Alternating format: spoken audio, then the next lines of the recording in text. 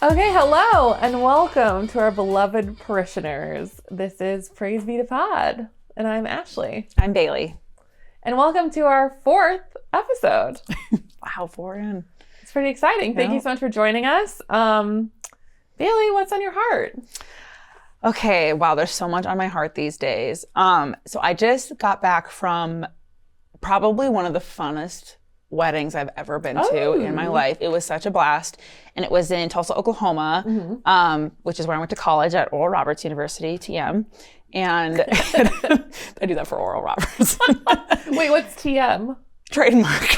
Oh, because you're a communications girl. Trademarking. Okay. I thought it was like some sort of salute to himself. No, I think I heard one of the youth say it, and I was like, that's pretty funny. Okay. I think I'm going to try that one out. That. Okay, great. Maybe it's a little too Gen Z for my millennial humor.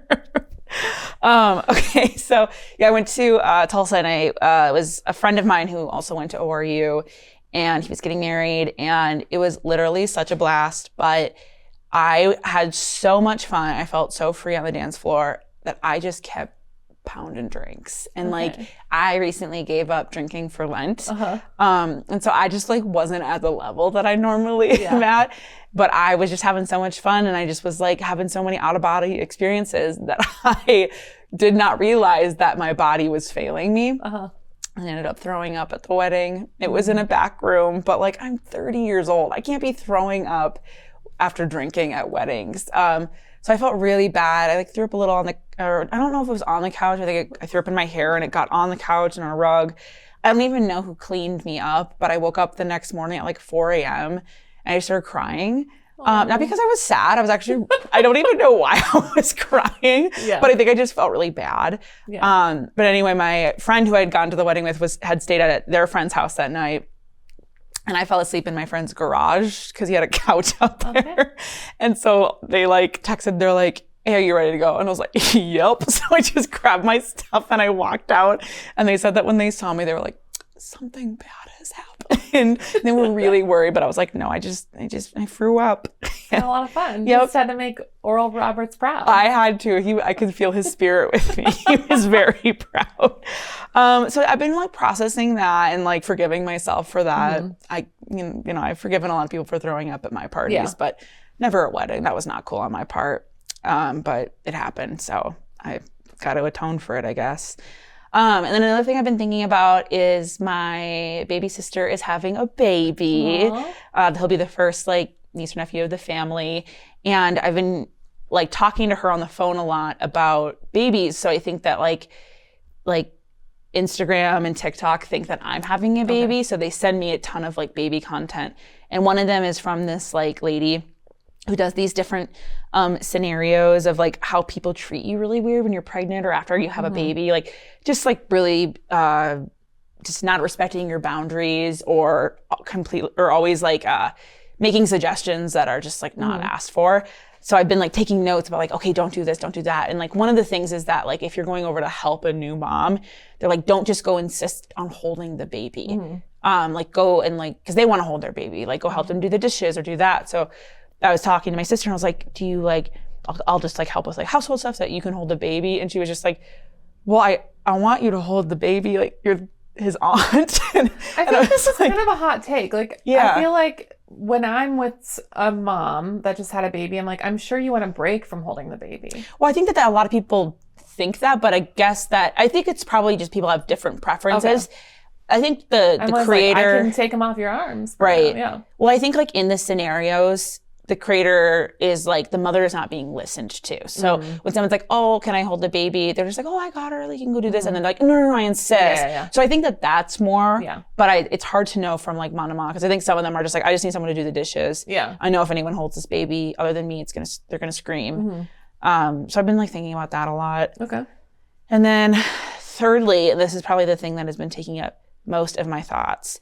And your heart. And my heart. Okay. And all of my time, all of my research. Ashley and I saw the movie Sinners a couple weeks ago. It's really good. And wow, that's the best movie I've ever seen in my life. Oh, wow. Oh, yes. Wow. I'm actually seeing it for a third time next week. Stop it. Yeah, I am. There are so many good movies out. I don't care. This is the only movie that exists in my mind. It is the only movie. It was so good. And when I get into something, I do deep dives into everything, and I learn, like, I'm like learning everything there is to know about, like, Irish folk music right now, and like the history of the Mississippi Delta at that time. Like, I'm just like so in it that it, like, I'm so consumed that it's sickening. You need to get the AMC pass. I know. If you're gonna go see the same movie 3 times, you've already paid for it. I get that, but also I'm not gonna see any other movie 3 times. This one just really messed me up. It's like a once in a decade type of experience for me. The last time I think I felt this way about a movie was like Silence, or like the Martin Scorsese movie, or like The Revenant was another one. But I still feel more strongly about this movie. Okay. But those are ones. Like, I don't know if it's worth it, because, and I love going to the movies, but I don't know if it's worth it because there are only a few movies that I would see over and over again. Yeah. And this one, like, every time I've seen it so far, it's just like a new thing that I learned. So anyway, that's what's been on my heart. Just been thinking about Sinners nonstop. Well, I've been trying to get you to get the AMC pass because I have the AMC pass. Yeah. So I've been seeing a lot of movies. So I just have a bone to pick with AMC. Oh. That's what's on my heart. So that's what's on your heart. Okay. Yes. Okay. So I've been going to a lot of movies lately. And at the movie, there's too many previews. And because I go to so many movies, because I have the AMC pass, it's free to go to more movies. It doesn't matter how many you go to. You pay the same amount. So anytime we don't have anything to do, we go to a movie. Okay. Good or bad, we just are like, here's a movie. So anyway, I've seen all the previews. And I see them again and again and again. And then after the previews, I'm like, oh, they're finally over. I've seen all these before. Or it's like, this is a horror film that I don't want to see. So then I have to like leave because I don't want to watch the preview. And then I finally am like, oh, it's time for the movie. No, then it's time for a Dolby ad. I'm already in the theater. I'm already there in the Dolby theater. Why do they have to advertise to me? That's like, a really good Dolby. point. This is IMAX. Like, I'm already here. Then a Coke ad for AMC. I'm already here. And then an AMC ad from Nicole Kidman. I'm already here. Stop with all the ads. That's a good point. I can't think of another context where like advertising is in real time when you're already participating in the actual thing. It's infuriating. So one movie that I did see recently, which has more meaning than I expected it to, was Thunderbolts, like the new Avengers movie. Oh. So I know you're not like a big Marvel girly. Not really, but I do love Tom Hiddleston, and anytime he's in... He's pretty much out for a while, but... Yeah, it's a bummer. Sorry about that. Yeah. I really only like looking at him, though. It was like one of the things growing up my dad and I did together. We always saw like the comic book movies together. And so he really got me into it when I was young, and I've like always gone to all the Marvel movies, all the DC movies, anything. Like I'm in the world. So I can't stop now because I've already watched the 35 movies or whatever it took to get here. So anyway, the new movie is about like the leftovers after the Avengers have disbanded or died or whatever. And this is like the new cast, basically. Okay. But what I didn't expect is that the movie is basically inner child therapy. Oh.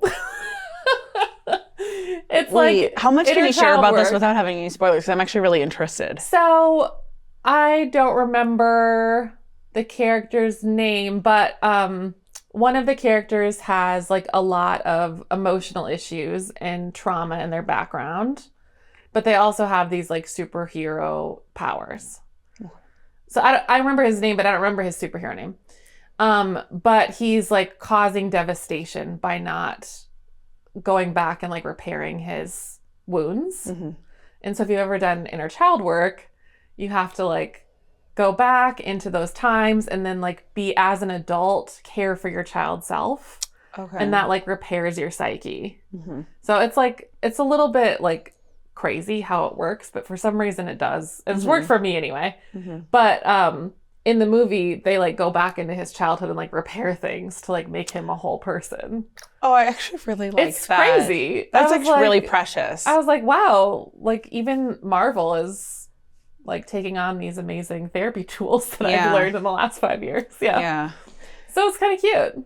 That reminds me a lot of Remick in Sinners. When, as an Irish person, he was once colonized. And so he perpetuates that colonization onto... True. Yeah, if only he'd do some inner child work. I mean, he probably everything comes up to like, oh, that reminds me of Sinners. So this is now a movie podcast. I guess so. I wouldn't mind Very that. poorly reviewed movie podcast. I thought this was great. What are you talking about?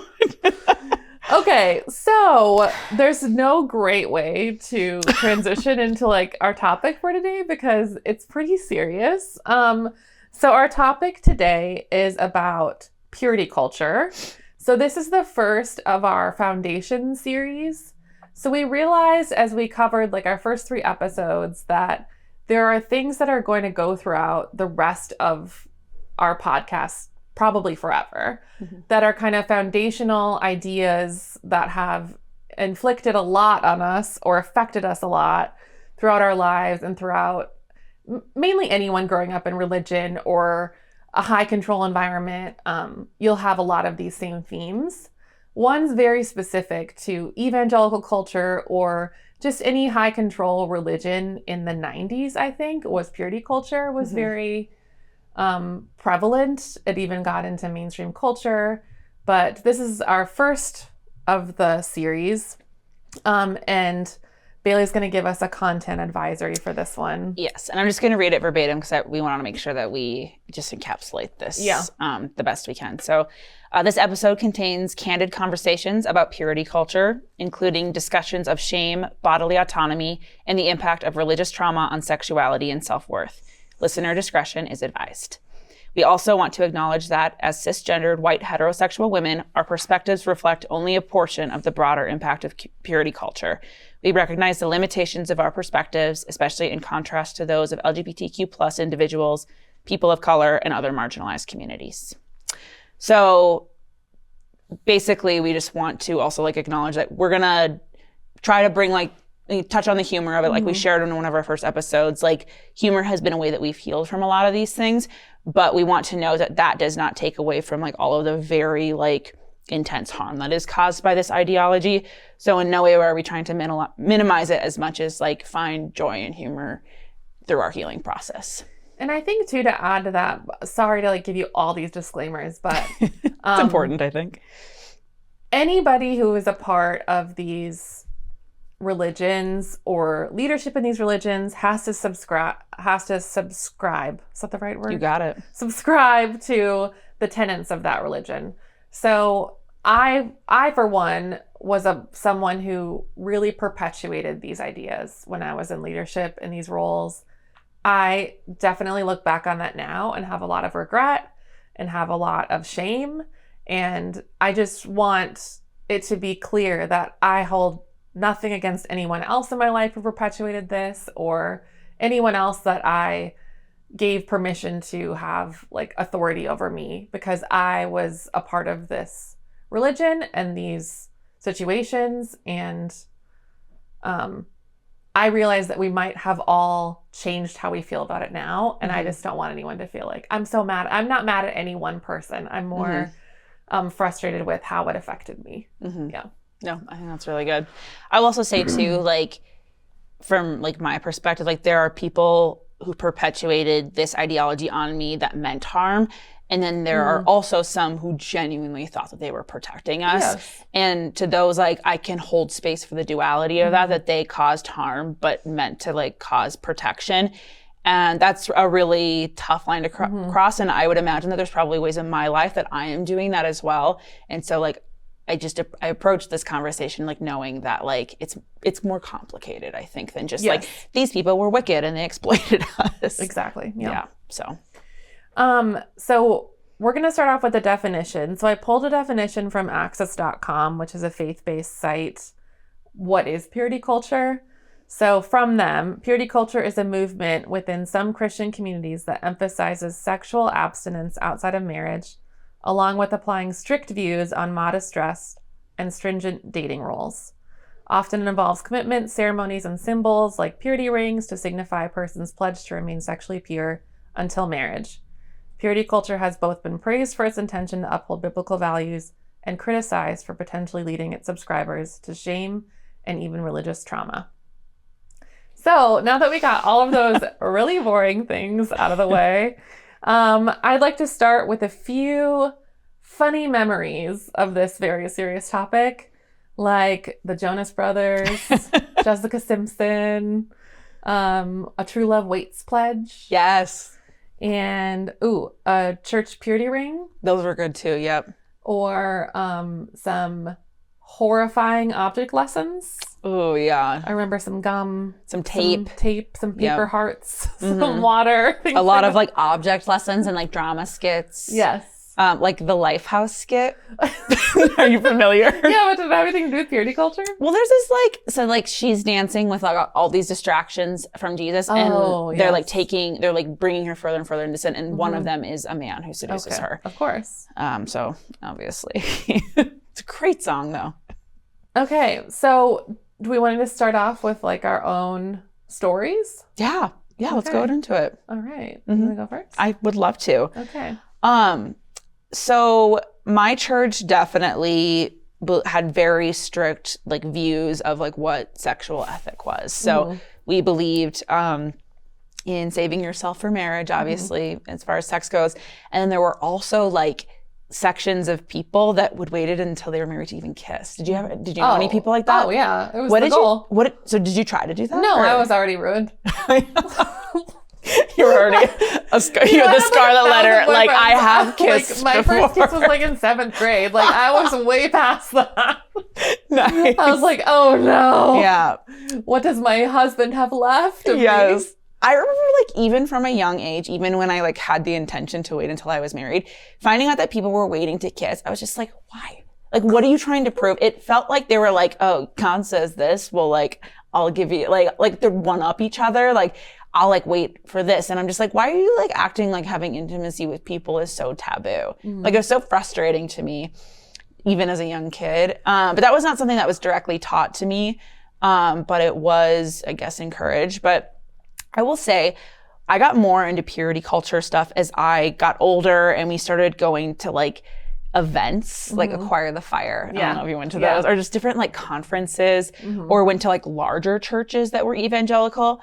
Because I think like we definitely were taught about that kind of stuff in our church, but we were just so focused on preparing for the end times that I feel like if I even like had a question about dating, people would be like, why the hell do you care about that? Aren't you supposed to be like building a bunker or something? Like, not really, but like there were people in our church that genuinely believed that like Jesus would come back in our lifetime. And so like some of us were going to be raptured as virgins. So they're like, why do you even care about that? Like, we're just trying to like evangelize to people. So there was a little bit of, I don't think. So crazy. I know. It's like, like there was like other churches in our community that were way more into like every youth group they had was about sex, like every conversation. Yeah. And that would happen occasionally, but most of it was just about like radicalizing your life for Christ, things like that. But I was definitely like taught a pretty strict like sexual ethic. And I also wasn't allowed to date when I was like in high school. So that was kind of, I did still hold hands under the lunchroom table. Okay. You know who you are. Yes. So like I had my little like things that I would do, but like I even remember having to like fight my mom on being able to go to like a homecoming. And then like I wasn't able to go to prom. All of these things that were just like, I don't really know how to describe it aside from it was like considered like frivolous or a waste of time and like you need to be focused on things that like really matter. I also think that people in my life thought I would grow up to be a politician, but like a Republican one. And I did grow up to work in politics, but for the other party, which I think is kind of funny. Yeah. But I think that there was just this belief that was like, Bailey's too good for that stuff. Like she's like this force of nature kind of a thing. And so I don't think I got as much, like I remember like other girls in my youth group getting more of those conversations and I didn't experience it too much on my part. But when I did, I was so uncomfortable when people would talk to me about it. Because I also think like, so my dad had originally been our pastor and then he passed away. So I think a lot of people, particularly men in our congregation, felt this like need to step up. And so sometimes like I have a couple memories of like some very well-meaning gentlemen in our church trying to give me the talk. And I would just be so like, I don't know you enough to talk about sex with a grown man. Like, and I know that sounds like weird. I mean, it is weird. It sounds more like a grooming situation. That's not what it was. Like they were genuinely thought they were doing like a kind thing. But I was just so deeply uncomfortable with those conversations. And maybe they picked up on that and they were just like, oh, Bailey doesn't want to talk about that. But I would talk pretty candidly about sex with my mom. And she would talk comfortably back to me about it. But it was always up under the guise of like waiting until you were like married to have sex. And we were also very strict about the type of like media that we were able to consume. So like movies, if there was like sexual content of any kind, absolutely not. Like I literally remember we loved the movie Titanic growing up because it's a bang. It's so good. And we still love that movie, but my mom would like either make us fast forward through the drawing scene or she would hold a blanket over the screen while it was happening because there was like nudity in it. So what a bummer, Mom. I know, because Kate Winslet does really have a great rack. I missed out on that as a kid. That sucks. So that was like a really big thing too. And then obviously modesty was really huge. Like I had to wear like a one-piece bathing suit or like a tankini. I had to like cover up like really carefully. So there was like a lot of that kind of stuff, but which I know sounds super strict, but in comparison to like the amount of times evangelicals incessantly talk about sex, it wasn't as much as like those experiences. But I remember going to like, our church went, like I said earlier, went to Acquire the Fire, which is this big like conference event put on by, I don't think that they're in business anymore, but Teen Mania Ministries out of, I was doing research on this today. It's out of kind of a town outside of Dallas, Texas, Garden Valley. I know this because I went there a couple times because I did missions trips to their ministry. And then I did like some type of film internship with them too. But they would put on these things called Acquire the Fire, which was these big conferences with like Hillsong style worship. All of the like speakers were really hot and wore tight pants. Like it really made not having sex sexy. Like I left being like, I'm not gonna have sex until I'm married, but I'm definitely more horny now than when I left. And they also had these, they had these like little drama slash, so they had these like drama, I don't even want to say skits because that would not do justice to what it was. It was a theatrical production that would like different scenes would be laced throughout the weekend. That would be the entirety of a big story, but they were always very dramatic and very intense, and the actors would just put everything they had into them. And I will say some of them were actually good. Yeah, because they just really, I don't know, they were just really skilled. But one of the like plays, I guess, that they put on one year was about, I can't remember exactly what it was about, but one of the sub themes in it was there was like the lead guy and he's like in his youth group, but he's kind of like backsliding. And there's this other girl in his youth group and they kind of have a crush on each other and it's like known. And they go to a party together and they have heart to heart and they end up sleeping together. Yeah. And then afterwards, people find out about it and they like tell people and she gets like slut shamed. And then she kills herself. Oh my God. I know. And there's like a footage of it. She like throws herself into like a body of water with a cinder block attached to her foot. And Dramatic. Then I know. And then he runs after to like chase her. And it's funny because the moral of the story is obviously don't have sex outside of marriage, especially if you're a woman. But in my mind, I remember thinking like, doesn't sound like it was the sex that made this girl so miserable. It sounds like it was the stigma around it and how you were bullied, which is actually patriarchy, not the fact that you had sex outside of marriage. No, I mean, I remember thinking like, if I were to get pregnant, it would be worse than death. Oh my God, absolutely. Because we certainly wouldn't have an abortion. That would be awful. I remember obsessing over like, if I was pregnant before I'd ever had sex. Really? Yes. But did you know what causes pregnancy? Yes, but I would be like, oh no, it's a Mary situation. No one's gonna believe me. I actually had a friend who grew up Catholic who had the same thing. It was terrifying. Like I was so terrified of getting pregnant and being shamed that I was like, I'm probably pregnant. Whoa. It's so dark. How old were you when this was happening? I mean, like 8th grade? Wow. Young. That's kind of wild. Yeah. Like before I even like had my period. Like, I don't know. Right. It was sick. See, that's very like different than my experience because I felt like I knew about sex from like a very young age. And I don't know if that had a like, I think that our family had a very like candid way that we talked to each other. And there wasn't a lot of information that was like that kids couldn't hear because it was just a part of, growing up an army of God. Yes. So I just remember like knowing about it for a very long period of time.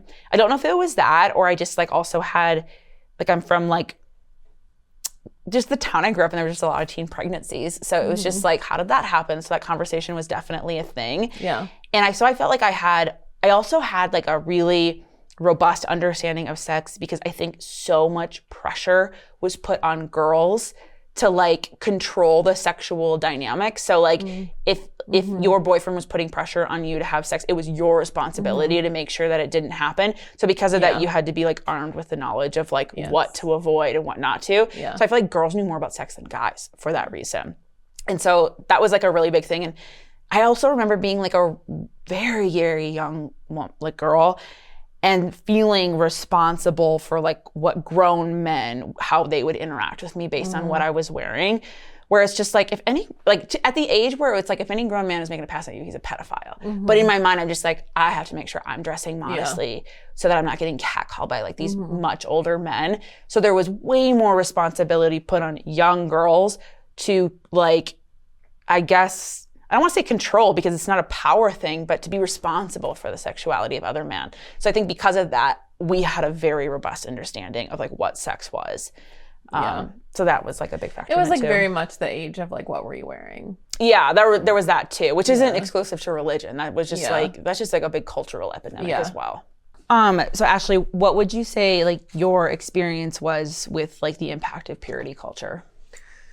I'd say it's more of a common experience Okay. with evangelicals than what you had, where so much of my time at church was surrounded by this conversation. Like I said in my origin story, most of my formation really started when I got really involved with camp. The camp that I was in, like I was a counselor at, and I saw all of the camp people throughout the school year too. Like we would have meetups, like kind of small groups or Bible studies. And for some reason, they were obsessed with modesty, specifically modesty and purity culture. But modesty was like a crazy highlight of a lot of the conversations we had. It was almost like whoever was in charge was struggling and they were just like pushing this so deeply on everybody. So trying to convince themselves. Yeah, and to be fair, it was on men and women. Okay. So I remember like a lot of people would say, oh, well, only the women were policed about their swimsuits or whatever. Men were too. Like men weren't allowed to play sports without their shirts on. Like it was like a full, what do you call it? Like it was fair for everyone. It was equality. It was equal. It was egalitarian. Shaming. Equal shaming for everybody. We're going to discriminate against our shame. I definitely took to heart that it was very important to save sex for marriage. I always had a boyfriend, but I was like never very tempted by this scenario. I don't think I was very interested in sex. Like I think I was like, I'm happy just to like kiss my boyfriend until like, I was older in college and like past college. But the amount of conversations I had about not having sex were like way outweighing the amount of times that I would have had the opportunity to have sex. Right. Like it was just like a little too heavy handed. Right. And I definitely felt a lot of shame around my body, around trusting my body, trusting my flesh, as they like to say in scriptures. And that wasn't something to listen to. That was evil. So whatever urges my body had, whatever like thoughts or anything I had that was against these type of ideals, it was bad. And I went to college for studio art, and I was really like wavering in my faith a little bit, as most people do when they go to college. And I remember when we had figure drawing class, I had so much joy in like how beautiful the human body was. That's so cool. And I remember it was like really countercultural. it was like a big deal that I was like so open-minded to like nudity, Oh. you know, in this beautiful way. Yeah. So we would, you know, draw live models, nude models. And I had a classmate that was really religious, and she opted out of the class because of religious reasons. And I was just like, what a shame. Like, this actually convinced me that there's a creator. Yeah. Like, seeing how intricate this is or how beautiful this is. And like, I'm not really sure what I believe now, but at the time it was like, this is really showing me God. Like, I was just, it's definitely showing me beauty. Yeah. And well, she did herself such like an educational disservice because as an artist, like you do need to intimately understand body composition. And like, there's no way to her credit, she was like, there's no reason for them to be nude. They could be in swimsuits. They could be clothed, you know, like, but I think it was, no matter what, like, people are just beautiful. Yeah. And I really loved that. And so I questioned some of those things, but always within me, it was like this shame for sure about my own body and what I was wearing, and definitely perpetuating those ideas and those things forward. And I actually did wait until I was married. Oh, wow. And I think it was a big disservice to me and my ex-husband. I don't think we would have gotten married. Really? Like, I think we, you know, it makes you obsessed with marriage. Yeah. Like, purity culture makes you obsessed with marriage. And maybe that's kind of the foundation of it, is like, that's why Christians get married so quickly. I know, like, people say that, like, I think Christians value marriage more than a standard non-religious person, because marriage is such a like foundation of the church, but it makes the timeline much faster. Yeah. It does not change the divorce rate by any means. No, I think it's more in the church I mean, like, wrong. you kind of rush into things without knowing a lot. Like, we never lived together. That's a lot to adjust to at once. Like, to adjust to this whole new dynamic of your relationship, plus living together, plus, you know, like, it kept rolling, and it was so overwhelming. So overwhelming. And like, you don't really know what you're getting yourself into. No. So that's a big frustration I have. And I feel like when you look at the scriptures that Christians use about purity culture and saving yourself from marriage, it's all surrounded by sexual immorality. And that's like where they're saying, oh, that means save sex for marriage. Right. But I think repressing people's desire makes them way worse off, and it makes them much more immoral. I would agree. Yeah. Anything that grows in the dark is just gonna So like, the amount of conversations I had with students who had issues with porn, or their gender identity, their sexual identity, their sexual preferences, their like things they'd done in the dark. Like, it got so weird and so dark, and like, they just would unload on me because I was someone who would listen and not judge them or whatever.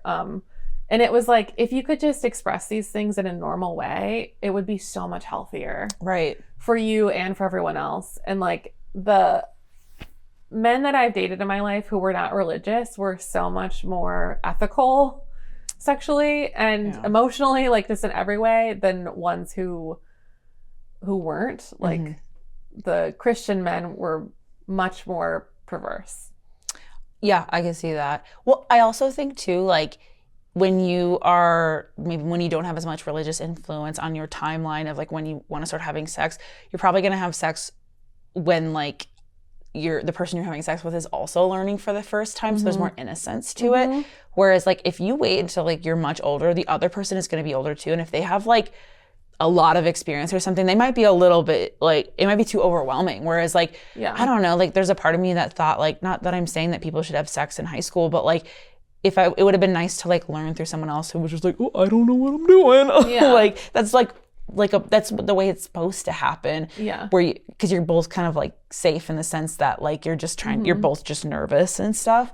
And then, it's like, you're more on the timeline of like growing into a more like sexually mature person. Or I've heard the story so many times, like over and over again, of one of them waited till marriage. Well, they both waited till marriage, but one had this idea in their head that was basically like, a porn fantasy, and the Right. other one was like this pure person just wanting to have a normal relationship, and then they all of a sudden get married and have this like terrible experience. Huge clash, yeah. And it's like, this is what I get for waiting all these years? Like, I don't know. It just, I don't necessarily think it's like the best scenario. There's no agency in it. Like, I feel like it also made a lot of people who were sexually abused as children feel disgusting or dirty, or like they didn't have anything to offer their future spouse because of these like horrifying object lessons. Yeah. It was like, if you give your heart away or you are dirty like this, like who will you have left over like in the end? like a piece of chewed up gum or something like that, where it'll never take its original form again. And it's like, why would someone having a sexual experience change themselves? Like, it doesn't match up for me. And it's one of the more difficult things to look back on and see how much I subscribe to it and how much it like went all the way deep in me. Yeah. And I think something really interesting about your story is that you were like, this is crazy, I'm not doing it. And I just wish that I would have had that kind of foresight. Yeah. I mean, in some areas, yeah. So like I remember being younger and like it wasn't really like pushed on me, but I think like I was asked if I wanted to wear like a purity ring, and I was just like, no, that's tacky. And it was like, I just felt so just like, that's ridiculous. And I hated like public displays of this. I think that there was a part of me that was kind of just like, I'm getting laid before I'm married. Like, y'all don't gotta worry about me. But I did think like I maybe would, but like, I think I just didn't know. And then also like, I was always encouraged to read the Bible. And so I actually did. And I did like word studies, and the word fornication isn't even exclusive to having sexual outside of marriage. It's like sexual immorality, which is like, I think more related to like exploitation than anything else. Yeah. And that was like one of the things too, that I most regret about it, is that like there is something to be said about creating a sexual ethic. Like I've heard this many times, that people who grow up in environments like this, once they're out and they decide they no longer to prescribe to it, they partake in very risky sexual encounters because they haven't been given like an actual realistic framework of like how best to have sex in a way that's honoring to yourself and to the people you're having sex with. And so like, I don't know, like an example of that would be like, I'm trying to think, like if you're told like, you know, to wait until you're married to have sex, and then you're like, I'm just not like partaking in that anymore. You might not like, sorry, I'm having a hard time articulating this. You might have like a more shady or misguided understanding of consent. Whereas like that to me would be something that would be more important to talk about with my children than like waiting until they're married, is consent. But because it's like, oh, like I'm not partaking in any of that sexual ethic anymore, you don't know like, oh, actually like there are sexual boundaries to be adhered to, like consent and honoring other people. And I just feel like a lot of that like gets muddied because, you know, you're told with the same ferocity to like not, you know, to like wait until you're married to have sex as you are to like not assault other people. And so those all become the same types of sins, and they're not. Like some of them genuinely harm other people, and it kind of like takes away from that conversation. Another example of that too is I feel like when young girls in the church were like pulled off to like talk about like purity and stuff, the boys were talked to as well, but it was more about pornography. I don't know if that was your experience. They were told like to not watch porn and just how bad it is and how like wicked it is. And the thing that's tough about that is that there is something to be said about the negative impact that porn can have on society, and that like it is a dangerous industry for people, in particular women. But that wasn't the conversation. That wasn't the conversation they were having. So like there is something to be said, like it is a risky industry to work in. Sex workers still should not be shamed. And also like anytime you're working in an industry like that, you are vulnerable to exploitation. Also, there's studies that porn is like not particularly healthy on your mind, but that's not what they're talking about. They're talking about how impure it is. And the way they talk about it is a way that like shames sex workers. Like they're the Jezebels. They're the ones that are making you do it. Like you're resisting these like evil women, when it's just like, well, you're the consumer, and they're like creating products that you're consuming. And it's actually like it really holds the young men to like no sense of responsibility, but it's rather like, this is how you like resist those evil women. So it's tough because like there is something to be said about those conversations, and it would be nice if we could have them, but they are so closely tied in with like really inappropriate and harmful conversations about why porn is tough. And so it like throws all those conversations out when like I think that some of them could be helpful. Totally. And I think I also saw a big struggle from women who would come to me and confess their porn addiction, or they were like, I was never pulled in the room to talk about porn because, of course, women don't have watch no porn. problem with that. So it was like triple the shame on them. Right. That like they weren't even counted for someone who could have this issue. It was only the men were talked about this. And like time after time again, it was like, oh, my husband was addicted to porn. Her husband was addicted to porn. His wife, like it's just like this kind of repression does not perpetuate something healthy. No.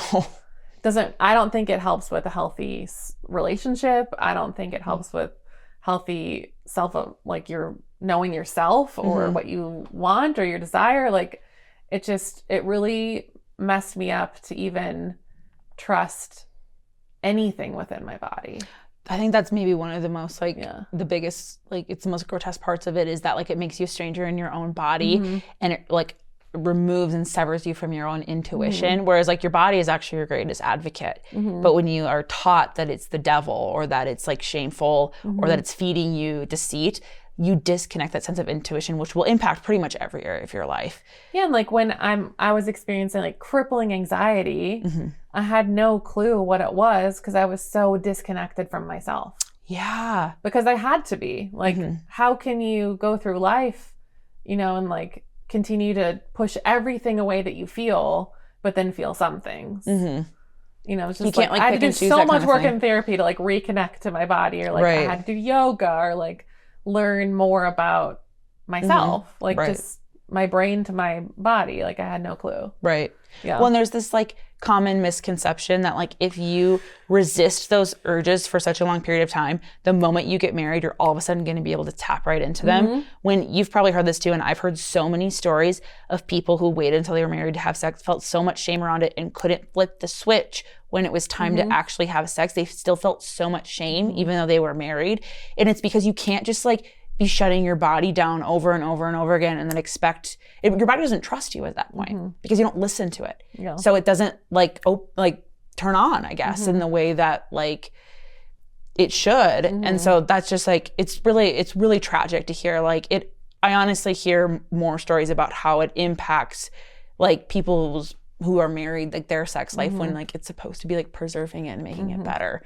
I think there's definitely like ethics within whatever you decide for your relationship or whatever boundaries you want for sex and yourself and your relationships, like that's great. Right. But when it's like pushed on you from such a impressionable age, it really does start to speak into your identity and your self-worth and just like gets deeper and deeper in your brain and it gets really weird.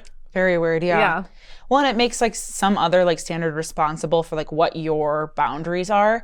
Whereas like, I don't know if like for people who like don't have that like influence, they could decide for themselves like, oh, like what is my sexuality? Like, do I prefer monogamy or like an open relationship or polyamory? Like, you get to actually make those decisions about like what resonates in your body.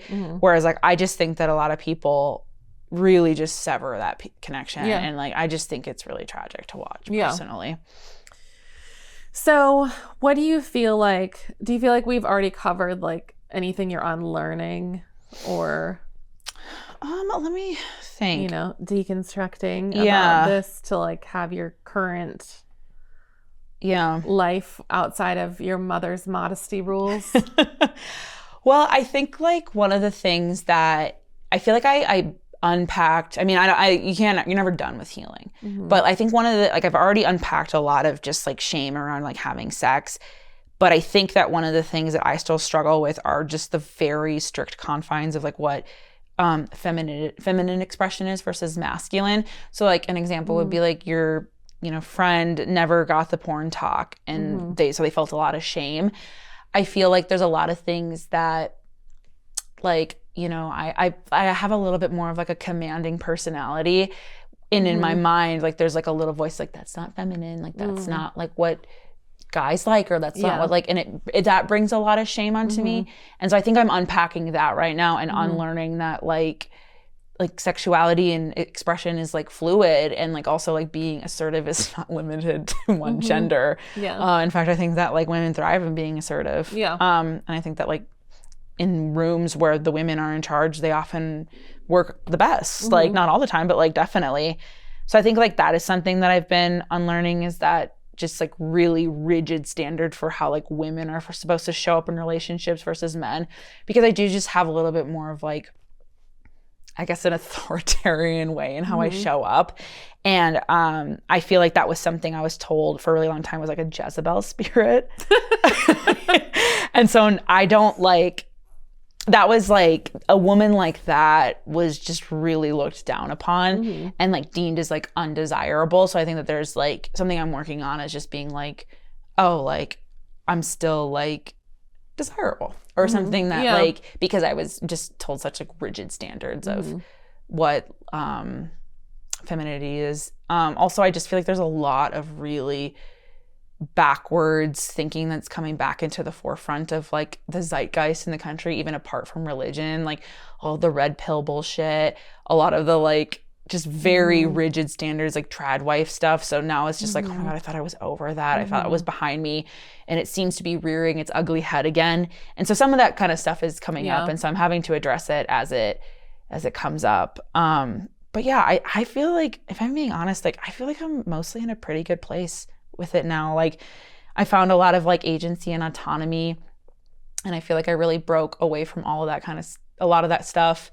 I think one of the hard parts too is that I had this assumption that once I left that world, that like, oh, like once I start having like sex with secular people, it's gonna be great. But like, I feel like in some ways I traded one form of patriarchy for the other. Because like, whether or not you're a woman who's having no sex or a woman who's having a lot of sex or anything in between, people are going to find a problem with it. And I remember feeling like a prude for so long. And then I don't know what day it was, it all of a sudden switched into a slut. And there was no, the number was arbitrary. I don't know what it was, but I think that there was no real number, because like people are always just looking for a way to like shame the practices of women. So I don't know, finding like, I don't think that necessarily the secular world has a great sexual ethic either. I think there's a ton of exploitation, and that like the liberation of like women is just something that has yet to be like actualized. So I feel like that's something I'm dealing with in real time. So it's more of like the like social justice aspect of it now versus like purity culture. So what about you though? I think on like a much less serious note, I've found a lot of freedom in being able to watch a show or a movie and not feel like immense shame or guilt. Like if like a crude joke is in it, or like there's a crazy scene or something, like I no Kate longer Winslet's have to boobs. like, We don't have to fast forward through I no longer have to like shield my eyes, and you know, like I don't feel this creepiness or weirdness. I don't know. I think it's been really healing being in a relationship with someone who didn't grow up in this culture.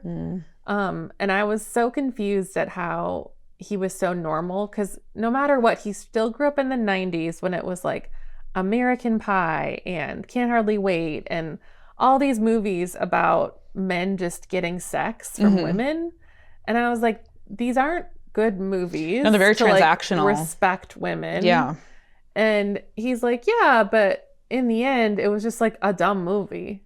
It wasn't my religion, you know, like it wasn't. And I was like, oh, you can just see these as like a funny movie, and they don't completely change your personality because you were exposed to one film, you know, which is like kind of what this type of culture says to you. Like, literally, if you see Kate Winslet's boobs, you're gonna be a slut.